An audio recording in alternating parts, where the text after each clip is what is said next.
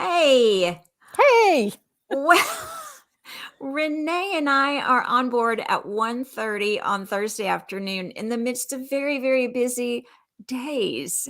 Yes. But we are here to talk about the power of storytelling. And when I started this series, Renee, I was like, well, I know who I want to talk about storytelling because storytelling is so powerful, and that basically we're just welcoming our Facebook people. This interview with Rene Gutteridge will um, go live on Facebook on my author page. I imagine Renee will post hers too. It'll Yeah. also show up on YouTube. So if you look Oh, at Laurel Thomas, yes, write your heart ooh, out. It's on nice. YouTube. You're Yes, gonna yes. you're gonna be on TikTok pretty soon. Just I'm little, telling you. yeah, that's awesome. Yeah. So anyway, I just I had a dream years ago, Renee, that I was in this I had missed this road over and over, and I was like, "Ah, help me get it so I don't miss it this time." And I was going down a busy highway, and I saw it was a like a turnoff that was a familiar one. I just had overlooked it. And anyway, it led me to this beautiful kind of pastoral scene with rolling hills and green grass. And I got out and just walked around, dream. And I saw a lion sitting there. And I was like, huh, well, it doesn't look hungry. It wasn't peering at me ominously. And then as I walked a little further, there were more lions. I mean, just like singular. And when I woke up, I was like, that is quite a dream. And so I kind of sat on it for a little bit. And I felt like the Lord said, you know, writing for you is a familiar pathway, and you've overlooked it as unimportant, but Mm. it will lead you to giants in the field. Oh, wow. And so I thought about that this morning, Renee, because of course Renee's a dear, dear friend, but she's also my favorite storyteller. So Oh, Renee, just tell us a little bit about yourself. And we my Write Your Heart Out really is focused toward emerging novelists and mhm. emerging, and of course nonfiction too. But hey, a good story is going to take you places, isn't it? I agree. I've loved stories since I was a little kid, always been drawn to it.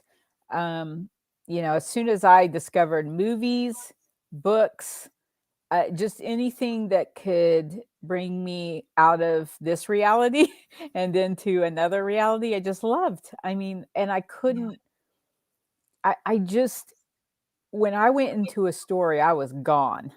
I mean, I was there, whatever story I was reading. I remember there was a weird story. Was it Flowers in the Attic? Was Probably. Oh, I'm sure Probably. my mom did not know what that book was about when I checked it out of the library, but it was just I can still vividly see the scenes that I painted in my head of this attic and this house. And you know, and I honestly have never been able to identify the exact moment I started writing. I don't remember, like some writers, you're like, I remember that first story. Yeah. I feel like I've been writing forever, my whole life, Yeah. stories. And I've even as a child, when I had Barbies, there was a storyline. It wasn't just like, oh, we're going to have tea. And I mean, they were all in a story. Um, so it's just been ingrained in me. Life is just full of story, and story is what makes life interesting. Even lately, I have shifted in my entertainment consumption from narrative stories to documentaries. Yeah. I'm just enthralled with these true stories, and documentarians have learned how to tell these true stories in such compelling ways that Mhm. you're just drawn into it. Yeah. Yep. So to me, story makes life interesting. Even as you know, Laurel, my father-in-law passed away a few days ago, and we've sat around telling stories.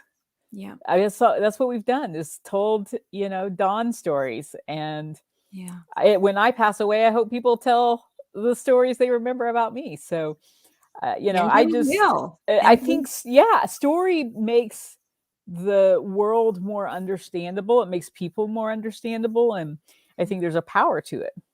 yeah, I agree. I know that I was reading a book by is it Dave Farland who from David writer Farland.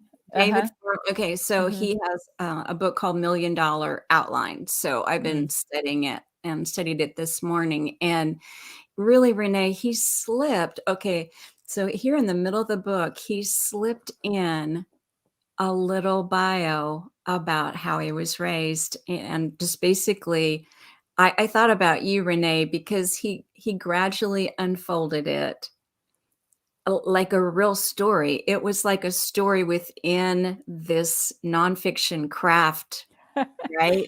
Book. Uh-huh.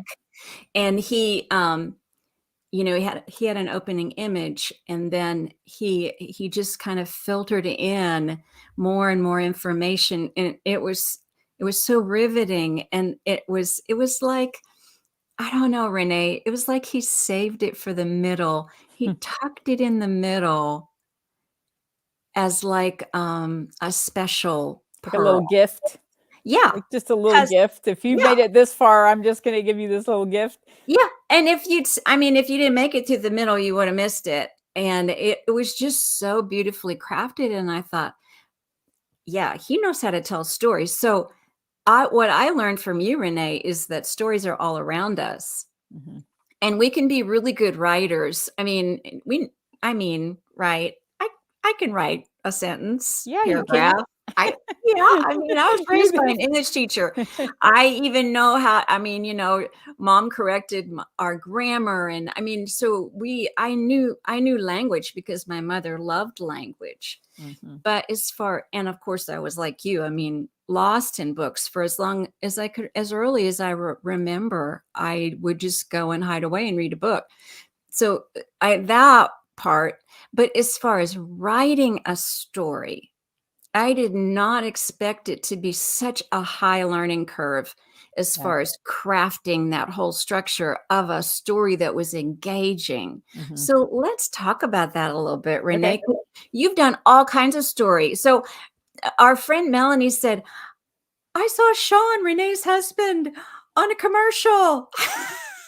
So you're writing commercials too, Yeah. right? Hmm. Yeah. There are Yeah. many stories, right?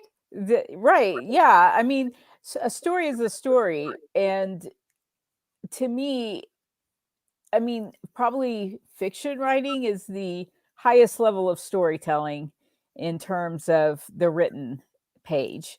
Um, because it does, as you've discovered in learning the craft, it takes a keen eye for knowing where to develop the details that ultimately end up bringing the reader to the climax, and um, the pulling the reader into the emotion of the characters. Yeah. So it is a craft. And short stories, short films, I read a lot of short films for the skit guys who I work for full time.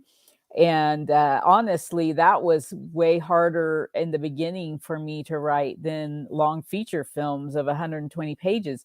These were 3-page to 4-page scripts where we had to get in, get out, and make somebody feel something. Yeah. And that was tough. I had to learn. It was really a very different type of storytelling than I was used to. I'm used to and have the most experience in long form storytelling, and I'm the most comfortable in long form storytelling. So I just, I had to learn something new.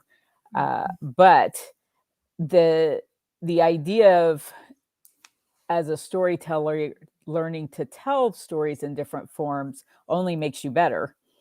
um, so. That's what I was gonna say. I hope that you teach that sometime, Renee, because story is story is story, Mhm, and the mhm, more you write, and actually, I mean, it's kind of like poetry. You mhm, really have to distill it, and mhm, that is not easy. We've talked about the premise of your book, and certainly, just that first one or two sentences when somebody says, "What's your book about?" mhm, mhm. That's hard to That's craft. very hard. The premise, trying to pitch your story, it's like there's I always know I've got a good story, but to boil it down into an elevator pitch, I mean, that is just hard, hard, hard work. Yeah. And I've got a group of ladies that we're on like an email group, female screenwriters that I'm Ah, a part of, and we are constantly helping each other just uh, figure out our log lines, and just one change of a word, or one shift in how something is said makes a difference. So uh, actually a novel is that times 100,000 words or 80,000 words. yeah. It's every sentence matters in a novel. Mhm. In a It's screenplay, the screenplay is about story, but it's not so much about the words on the page. The dialogue's important, but it doesn't take the fine tuning of the actual language like novels do. So um, I like all of them. I mean, I yeah. just do. And then when I look at documentaries and how those are told through interviews and still images, it's just really amazing. I mean, story works all the time, and people want to know, the background of all the stories. So anyway, I mean, I was just filling something out the other day that asked me what my hobby was, and I was like, well, I mean, it's when I'm not writing stories, I'm ingesting stories, I guess. Like, I don't know. I don't garden. I learn, watch stories. Our hobbies are limited. Yeah, Yeah, I don't, not I don't do things, but I really mm, love, to watch stories. And I learn, the more I yeah. watch, the more I learn. Yeah, and I think too that, when we're talking about getting, an emotional element in a story, because really that's what makes a story work. And I was like, at the beginning, I was like, yeah, I could chart out sort of this exciting plot line and Mhm, throw a good character in there. But wow, getting that emotional element as I look in all the different genres that I read, it's the emotional element that really draws me in and makes me mhm. feel like I'm entering a world, um, with a person or a character who actually has something to, tell me, Yeah. or to Well reveal. and that's what, as we've worked together for, many years, um, and I work with other writers, that's the thing that is you really have to drill down on is you understand that you need the emotion, but how do you get there? How Right, do you make your reader care? right. And that's the craft. That's Yeah, the learning of the drawing out of the details and which details are going to matter to the reader so that they care at the end what mhm, happens. right, And when you first start out writing, you have this good story and you have these good characters, but it's figuring out all the details and why they matter to the story and which ones to use in order to attach your reader to your character. That's right. where you have to keep working and working and working, and the more you work, the more you figure it out. Yes. Yeah. It's so true. It's so true. I still think back when you told me that, like, the medium of oil or oil painting is so much like writing a novel that, you have the baseline story, but then there are layers and layers Hmm. that need to be added to that baseline story. And I mean, I was comforted when you said, I could go back and add, I can put things in at the beginning. It doesn't have to be there, which I do a lot. I'll say, oh, I have forgotten, like, so mine is fantasy. So I have forgotten that Alessandra's hands are very, very important. And so I have to go back and Yeah, insert, scenes that prove that her hands were specifically gifted. So anyway, I'm it is adding that those back layers. in. Yeah, Yeah. people think it's like, well, I got to write it from, point one all the way this way, linearly. Is that a word? Yes. In Yes, it's a linear word. form. Yeah. And it's really not done that way. It is piecing together in whatever order you do it to bring it and pop it to life. And if you think about and have seen painters, think about how they're like, if you watch Bob Ross, which I used to loved Bob, and Oh, he would be yeah. painting and you would see that it was a tree or whatever, Uh-huh. but it was those final touches that, like, he would add the shadow of the leaf. And once he added Mhm. the shadow of the leaf, it became three-dimensional. Mm. That's when it looked real. And it, or Mm. Thomas Kincaid, even, his, that's what brings it off the canvas and makes it feel alive. But it's those tiny little touches that are added at the very end Yeah. that do almost the most work. So it's Mm. true also for the novel, that as you're telling the story, there's the big story that you put down, but then there's the little stories inside the big story that end up really making it special.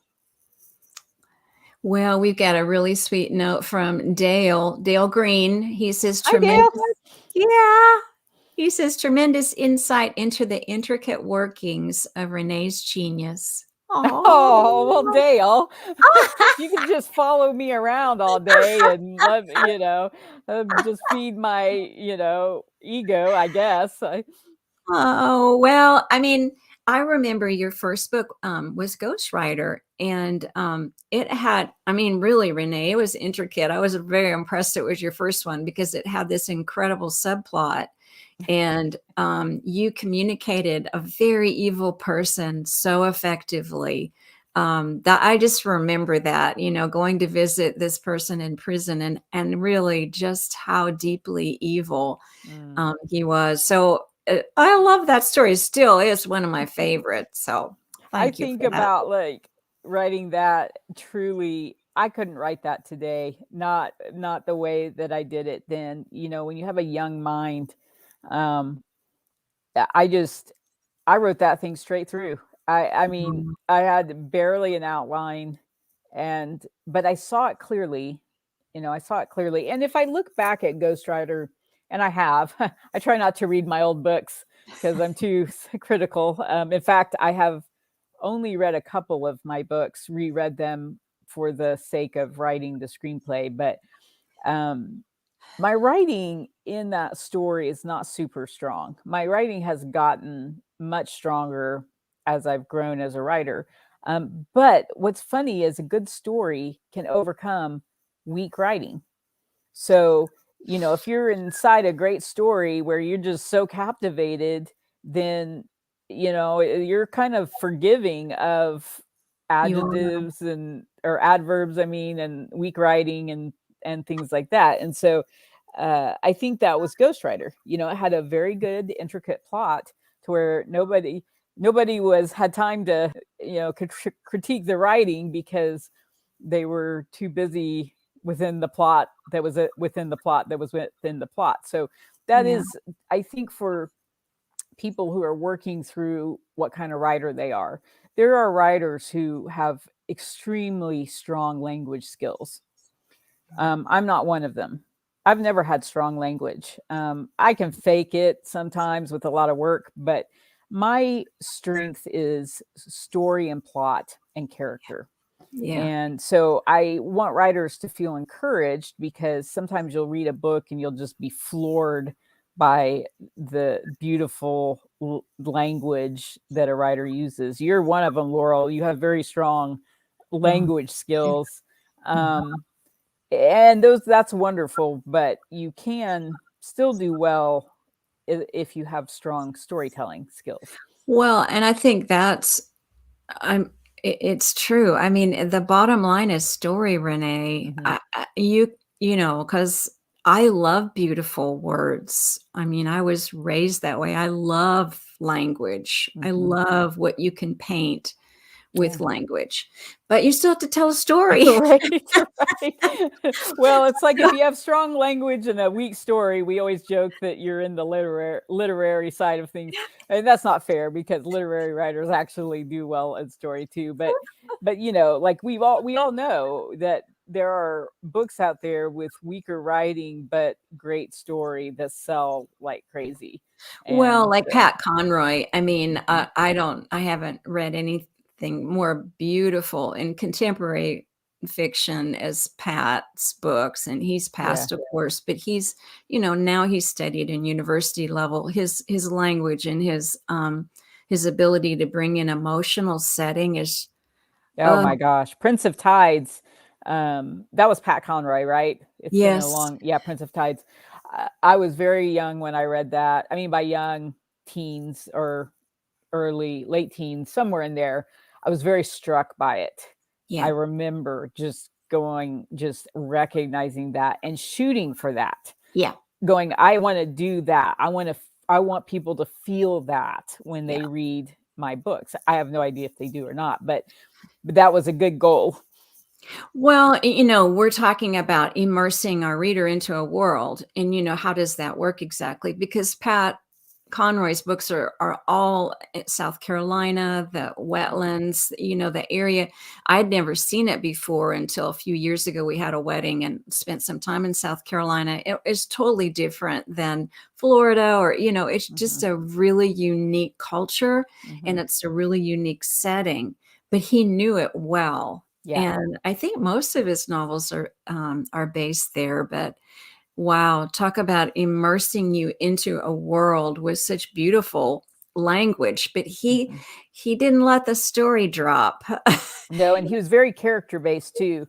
Yeah. So the characters are very, very strong Mhm. characters that you don't. I mean, I have never forgotten the mother in Yeah, that story.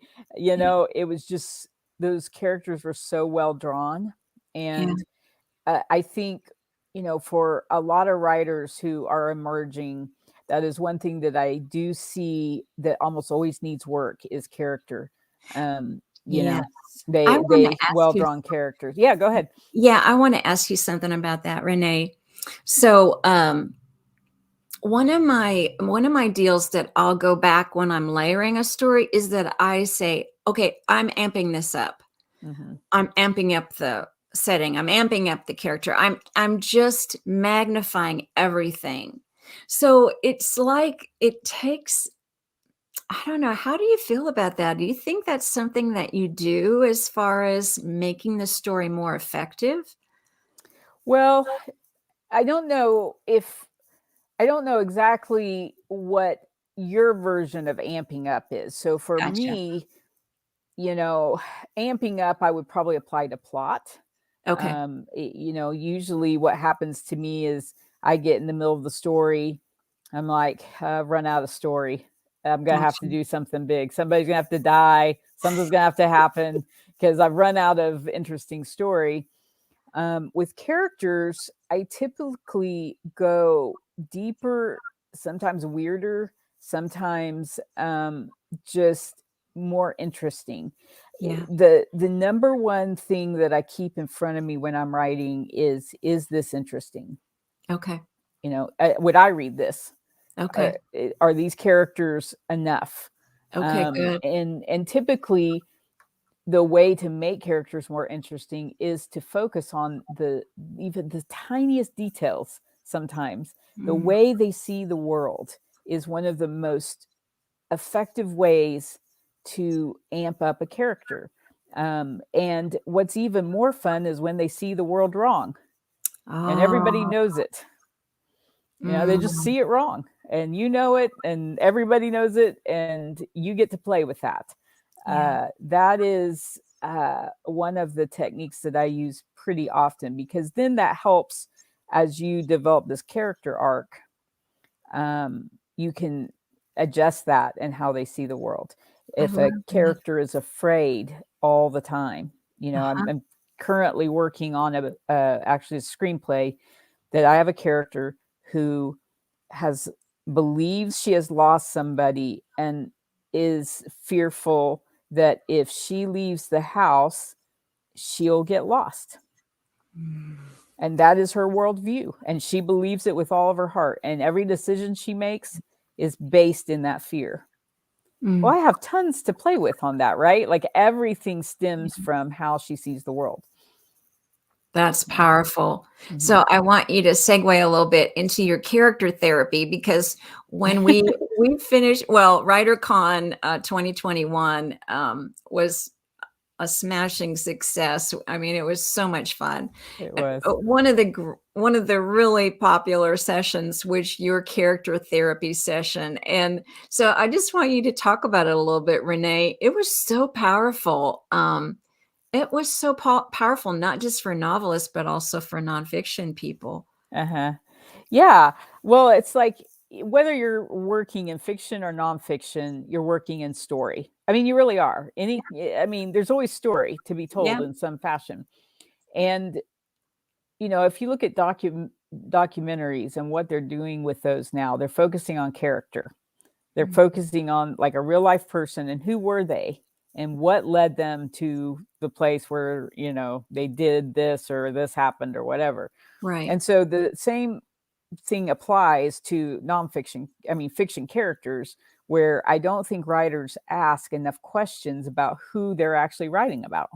Mm, Who is this person? yeah. Sometimes it's writers use a character to propel their plot, Yes. right? And then, but that's not enough. So really, your character should be the thing that the plot is. It's almost the opposite Uh-huh. in how you tell the story. If your character's not strong, no matter how great your plot is, it's just not going to work well. You might have a quick read for a reader, but they're going to forget that book and that character immediately and maybe not even finish it. So Mhm. if you've got a compelling, interesting character, um, your plot is just a vehicle to really make this story emotional, impactful, and something that the reader will remember. And plots are always fun, and you should That's good to always, write that down. If you, yeah, if you're, yeah, I mean, that's really profound. Renee's just saying this, but that's the difference between an mhm. emotional impact and just a bunch of events, Right. It's a basically. bunch of events that this character, whoever she is, and sometimes the character's so weak you could swap her out and put somebody else in and nobody would even notice. I mean, but those are first draft characters. And once you get your plot down, sometimes people's plots are very intricate and sometimes you've just got to get the plot down. And once you get the plot down, it's like, okay, I have the plot. Now let me go back on draft 2 and work through an interesting character, and that's fine for draft 2. There's no reason you have to hit it on draft 1. Just as long as boy, I've got a big weak spot here, and that's my characters. Yeah, that's really helpful. That's Yeah. really helpful, because I did that. I charted, and I think sometimes you and I are pretty much pantsters, but while I was learning story structure, I had to outline more, Mm-hmm. just because it was just a random episodic kind of thing that I Mm-hmm. tried to tie together. It became a real beast, um, but so the even the structure of events, it's only part of it, because Totally. your character is primary, and generally Yes. they're gonna start with this lie they believe, and the more interesting the lie, the more interesting the character, and Mm-hmm. then all of those events press on that lie, Mm-hmm. basically, depending on whether you're a positive, character arc or a negative one, but, Well, um and how different characters, if you're writing in third person, same event, different perspectives. That's always interesting to play. A lot of people are like, I really want to do first person. I've written a lot in first person, and it's fun, but it's challenging. I Mhm. think it's way more fun to have multiple characters, two at least, that are looking at the same thing in totally different ways. That is so fascinating to me. Same event and Mhm. completely different perspectives. And that's what life is like.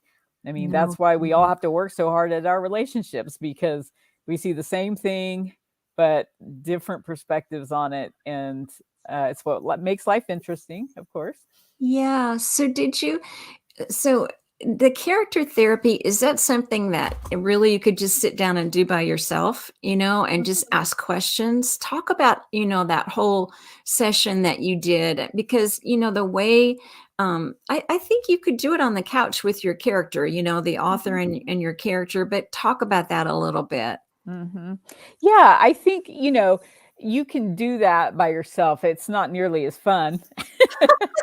It's way more fun in a group. It's way more fun in a group or with somebody else, but you can even, if you've got a friend or a spouse or somebody that's willing to participate, it really is sitting down with somebody, and, it's role playing. So you tell them, look, I want you to play the therapist. I'm the character, and you've never met me, and I'm here for therapy. So the participant who's playing the therapist has to probe and ask questions, about what's going on. And that makes you, as the author, start to think about your character. And a lot of times, people come into character therapy. Some people can answer the questions very easily. Some people have never thought about what their character's wounds are, what their character's past Mhm. is, right? Yeah. They've never given thought to that. And so it's interesting to watch them come alive and start to think. I remember there was one young lady, and she came and talked to me afterwards. She just said, I just realized my character doesn't have a single weakness. Like, it's like you can write a character like that, but they're not very interesting because people can't identify with people who don't have weaknesses. Yeah. And so she realized right then, she was like, I've got to find what her weakness is. And so And it's then those kinds press of on things it. that, huh? And then press on it. Press on it, right, and make her life very miserable for about 50,000 words. But I think that it's a lot of fun to think about your character. I do more thinking about my character. My process is, when I have a story idea, I drive around, think about this character for a long time, then start writing, and then do some more discovery. And sometimes that discovery happens when I realize my plot is weak Mhm. here. I don't have Mhm. enough story, Mhm. and here my character is, and I've got to do something to make this interesting. So, Mhm. voila, suddenly, you know, I didn't realize he had anger issues, or, Yeah. there's just suddenly something that happens, and I'm like, well, now that's interesting. Now I have to go back and fix the first part of the story to make sure that it doesn't Yeah. just fly out of nowhere. But those are the kinds of tricks that authors use. Now, your plotters will already know this. True. They already know their character has an anger issue on page, whatever. Pantsters are like, I had no idea Oh he had my this kind of gosh. emotional problem.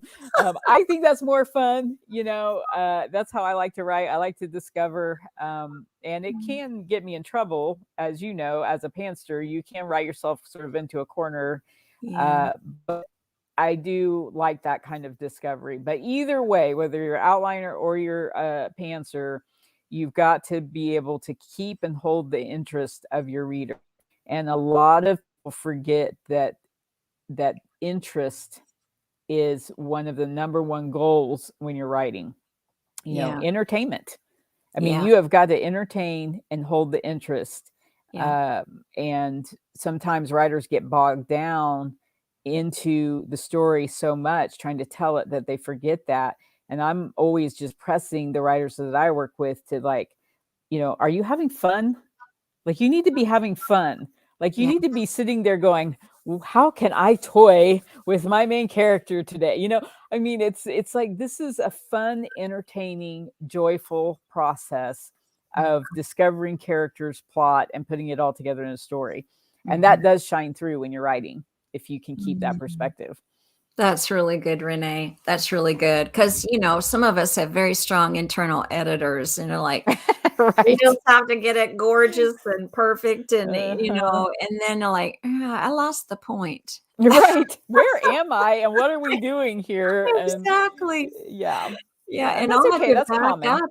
Well, and then I'll have to back up and say, "Oh, yes, okay, so I know the story. So, I'm just moving into a new adventure, in that Mhm. middle section." And sometimes what I've written works and sometimes it doesn't, Yeah. it just has to be tossed. So, Yeah. um, but it's always a delve into character, which that's, I think, one reason that that session was so much fun, Renee, because yeah, you can add plot to a great character in 1,000 different ways. You can add a great setting Mhm. to a great character in Mhm. 1,000 different ways. So Well, like anyway, what Pat Conroy did was he made the setting a character, you yeah, know, and it, really, when you look at a story, you have your characters.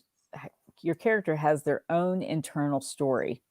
yeah. There's a story going on inside of a character, which is butting up against your plot, your outward story. And those two things, the inward story and the outward story, are constantly, causing conflict. Mm. And if you can keep that up, internal, external, that's what moves your plot along and keeps the interest of your readers. Well, so does the inner world, is that revealed like in inner dialogue, in their reactions, in their relationships? How does that work exactly? Yeah, and all of that. And Okay. so when you're in the point of view of your character, so we've talked about, or I've talked about before, deep POV, deep point Yeah. of view, which you can Yeah. be in third person or first person. Uh-huh. It is revealed through dialogue. It's revealed through what they say and what they don't say.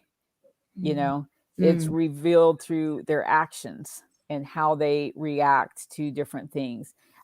Internal dialogue, yes, but you don't want to tell all of it through internal dialogue. You can tell Oh, yeah. somebody's story, like if you have a guy that is always reverting to violence or punching, and has this anger problem. You're telling a story. You're telling his internal story through how he's reacting and doing things. So it Yeah. is that mixture. And as you had mentioned before, when you started getting into storytelling and fiction writing, you realize this is a craft. This is Yeah. learning to weave all of the things that make a novel. And so that's part of it, is learning how to reveal the internal story of your character. Yeah, that's so good. Well, let me ask you real quickly about theme. Do you know theme when you begin, Renee, or do you begin with just the story idea? I hardly ever know theme. Yeah. And theme is almost irrelevant to me when I'm writing. Okay. I am so focused on the story, and but as I move through the story, the theme always reveals itself. Yeah. Always. There's story and theme go hand in hand. And so there are times when, like when I wrote Listen, I knew the theme was the power of words. Right. That was really gonna Right. really be obvious. Um, but I didn't focus on that. Like, I wasn't in the middle of the story going, "Is the power of words coming through?" I mean, it Yeah. left my mind as soon as I started writing, and then at the end, the question was, did I hit that theme? Yeah. And I think I did. I mean, but I You didn't did. You did. focus. I read it. You did. It Thanks. was yeah, it Yeah. was very clear. But I think it is interesting because, that whole thematic, element, I think that, sometimes they can get a little heavy-handed, but I read a good article about how, crafting the backstory and discovering the lie that your character believes, it really turned upside down, that's the theme. So Mhm. in their aha moment, they're like, "I've been believing a lie." And Right. the truth that suddenly occurs to them and or becomes clear to them is really a thematic, element. So That's anyway, good. Yeah, I it's mean, that's exactly what happens, but without with as a pantser without it being in front of me. So an outliner, it's like right there. They know it. They're working towards it. A pantser, at least, and I'm an extreme pantser, but it really doesn't. It motivates me in the background. I know Okay. it's there and it's motivating me, Yeah. but I'm not thinking too much about it because I trust the storytelling process. And the storytelling process, the theme always comes out. Yeah. If you are true to storytelling and everything that storytelling is about, there will be a theme. Now, it may not be the theme you thought when you started. It Mhm. may end up changing, but there will always be a theme that comes out if you stay true to the storytelling process. Now, That's so I cool. think what can kill a theme immediately is if you disguise an agenda Oh, oh, yeah, yeah. Oh, no, inside a no. story, Oh, no, right? no. If you disguise an agenda That's in way sort of yeah. story, that's No, no, false no. storytelling, right? And you can It sniff it out. is. And It and you feel is. manipulated It's when you're not reading a honest. story. Yeah. Right, it's not honest. And so and Yeah. you see a lot of that. I mean, you really do, and it's unfortunate because storytelling in and of itself is always true to itself and Mhm. always reveals its theme. Okay. Well, I Deborah says Deborah Gaskell. Hello, Hi, Deborah. Deborah. We love you. Um, I read this book by Leif Erikson. He wrote Peace Like a River, which was one of my Mhm. all-time favorites. Well, then he wrote Virgil Wander. Well, the funny thing about Virgil Wander is that Virgil has never wandered. And the the names are like such they're almost parodies, you know? Adam Lear is the villain, and it's just but it is the most understated, delightful story, and it's just he crafted it with this sense of humor that is just hilarious, but I was like, "Virgil Wander has never wandered," and that's the theme. That's awesome. Well, what I love is when an author trusts me and has fun with me, right? Yeah, So they are here to entertain me and take my hand and you know love me and walk me through this, and I'm all in. Like you do that and I dive right in. And so yeah, I try to do that with my readers. It's like, come on, you can trust me, we're gonna have some fun, yeah, we're gonna dive deep, we're gonna get emotional. yeah. um so I love that. I love that.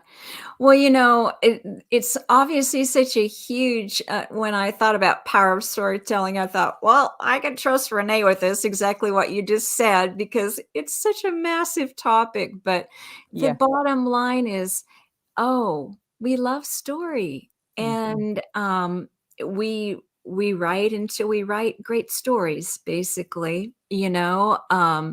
I speak that over myself every day, Renee, Hmm. that my stories touch people, Mm.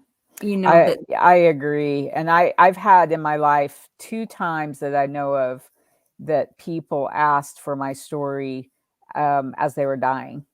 So, mm, one lady wanted the Boo story read to her, oh, and another lady wanted, to watch Skid, and she died within a day or 2 of me bringing that over, and that's so powerful that that would be what they wanted to um, listen to and enjoy, on their last few days and hours. yeah, But I think as humans, we are built, we are within a story, we are living within a story. That's what I believe in my faith. yeah, And we, in the greatest story ever told, mhm, and with the greatest creator and author. And so it is innate in us to love story and yeah, be taught by story. mhm. So I think we have an important job as authors. I do too, Renee. I didn't write fiction for a long time because I thought, oh, nonfiction is so important. You know, you're teaching a specific concept and you're amplifying it with all kinds of information and, tying it up in a beautiful bow in the end. And, no one questions what it's about. I mean, you've made a promise in your premise and you've carried it out to the end, right? Mm-hmm. But in a story, I couldn't take that love of story out of my heart, out of my Yeah. desire, because there's so much said and so many levels of story that, Mm. like you said, you have to trust your reader. And yeah, you do your very best with that craft, but basically readers they're going to see different things. They're going to hear different They things in do. your story. Yeah.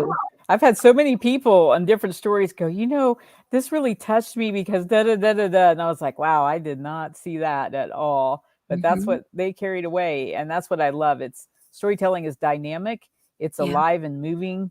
Yes.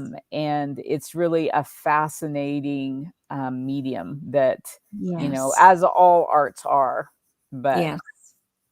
I love that. I love that. And we remember that as we um, work on the galleys to make sure that there aren't any periods or commas out of place. I mean, I yes, I know why you don't read your stories when you get done. I mean, you've read them thousands of times. yeah, I'm like, feels like it. Yeah. "Read the book. Whew, yeah, it's Enjoy the book." yeah, when I'm done with it, and there, Yeah, I send it off. And but I do enjoy hearing from readers, and I do enjoy, hearing what people have gotten from my stories, because yeah, it is a very solitary type of life.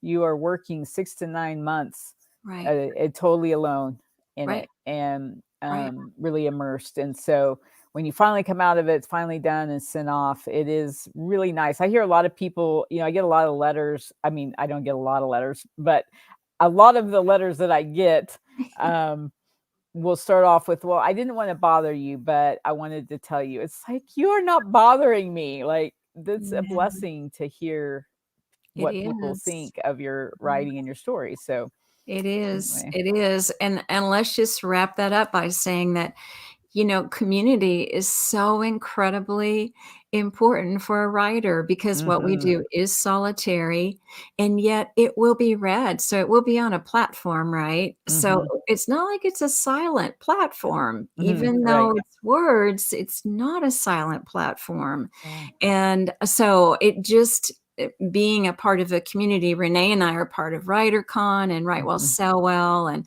of course, I know Renee coaches and I coach through Write Your Heart Out. And so, I mean, we're always with writers. It's the biggest joy of our lives Mhm. to be with writers. And it does, I've always been so touched by Renee's heart because Renee, you always make room for people. You always say, sure, I'll come on board as an interview. So many things you just offer generously out of a craft that you've been working on for many, many years and that you're very, very good at. So I just want to Oh, say thank you thanks. for that. Oh, well, it's my pleasure. I really believe in training the next generation of writers. I really do believe that. People poured into me when I was young, Yeah. and so I've always appreciated that and hope to do that as well. Yeah. Well, thank you, Renee. And of course, we're going to sign off, but we love to hear comments. Like they may not be a letter in the mailbox, but put them on our Facebook page.